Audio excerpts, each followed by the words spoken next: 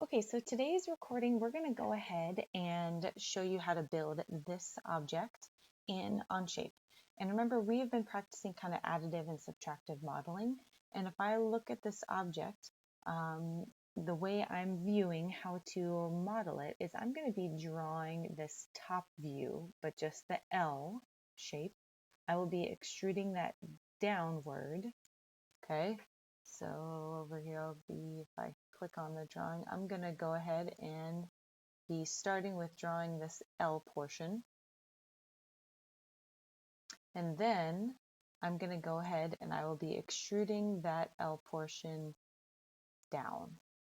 Okay, and then after that, I will be adding this kind of triangular portion after that. So there are, again, more than one way to do it. This is the way that I'm going to be approaching it to doing, so I will be using additive modeling on this one. So go ahead and go over to OnShape, click on Create, and then Document. I'm going to go ahead and title it Additive, because that's the method I'm using, Modeling Example. Oh, sorry about that. There we go, and then your initials, and then period, whatever class period you're in, go ahead and click OK. Now, if you notice, I'm going to be drawing using lines, or you could use rectangles. I'm going to use rectangles. This yellow side, and the yellow side is facing up or towards the top. So I'm going to create a 2D sketch on the top view, okay? Which means I'm now going to view it kind of straight on. And because I think it's really important and helpful, this is the origin. I'm going to mark the origin over here on this drawing, and this is going to be my origin, okay? So that means I'm going to be drawing kind of two rectangles. I'm going to be drawing a rectangle here, and I'm also going to be drawing a rectangle here, okay? This longer rectangle, that's going to be drawn horizontally, okay? So let's go over rectangle tool. Click on this tool. I'm going to click to make my rectangle stay. I'm going to go over to my dimensions here, and now I'm going to dimension it. So this side of the rectangle, if I go over here, that's going to be a length of 1, 2, 3, 4, 5, 6, 7, 8, and 9. So I'm going to change that to 9, hit enter. And now this dimension, if I look at our isometric view, it's 1, 2. So I'm going to change that value to 2. Okay, and it went off the screen. Don't worry, just click that view cube, click on top, and it will zoom back out. Okay, all right. So the next step is I need to add this rectangle down here, and that rectangle is going to be going kind of up and down.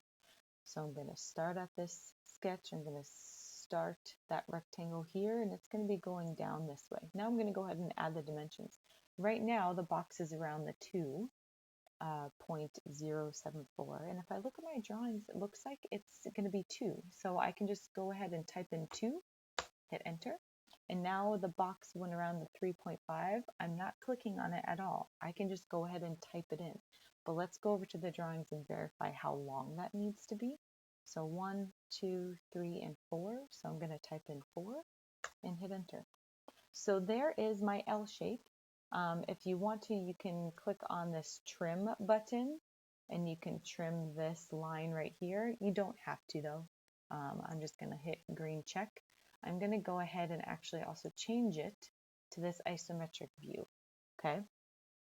And I'm going to have it go, again, since I'm drawing this top portion, I'm going to have my extrude, and I need to click on both rectangles. I'm going to have it going down because I'm drawing, again, the top view. So I'm going to switch it. And now I need to check how far down does it need to go. So let's go back over to our isometric. It needs to go down 1, 2, 3, 4, 5, 6, 7, and 8. I'm going to change this dimension to 8. Click once outside so that you can kind of get a preview, and you can click that corner to zoom it out properly. Now you can click the green check because that looks pretty accurate. Now if you notice, the part that I'm missing is this little triangular piece, and what's really difficult is I can't draw on this side or that side because the extrude tool that I'm going to use really just takes a flat surface and pulls it out, right? It has to have a constant depth or constant width. So what I'm going to do is I'm actually going to create this triangle here, but not in the middle of the shape. I'm going to create it on the bottom because if you notice, I have a flat surface on the bottom, right? So if I rotate it by clicking on this corner, I can now see the bottom, okay?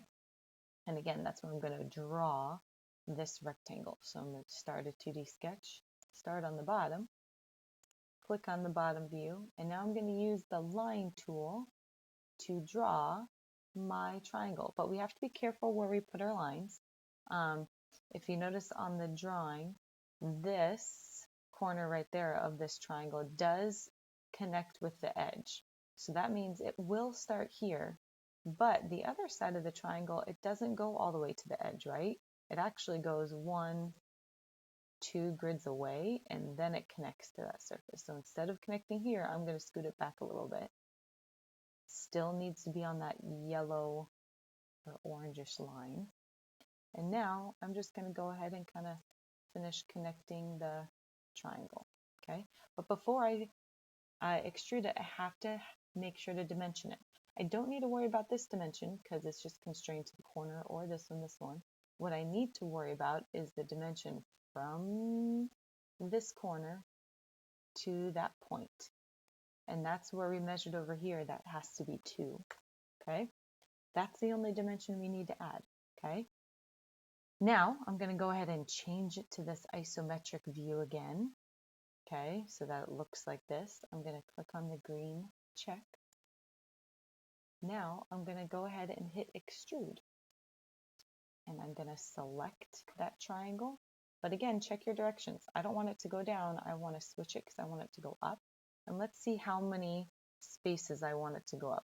For inches, 1, 2, 3, 4, 5, and 6. So I'm going to change that to 6. And then I'm going to hit the green check. And there is our object. And we used additive modeling in order to create it.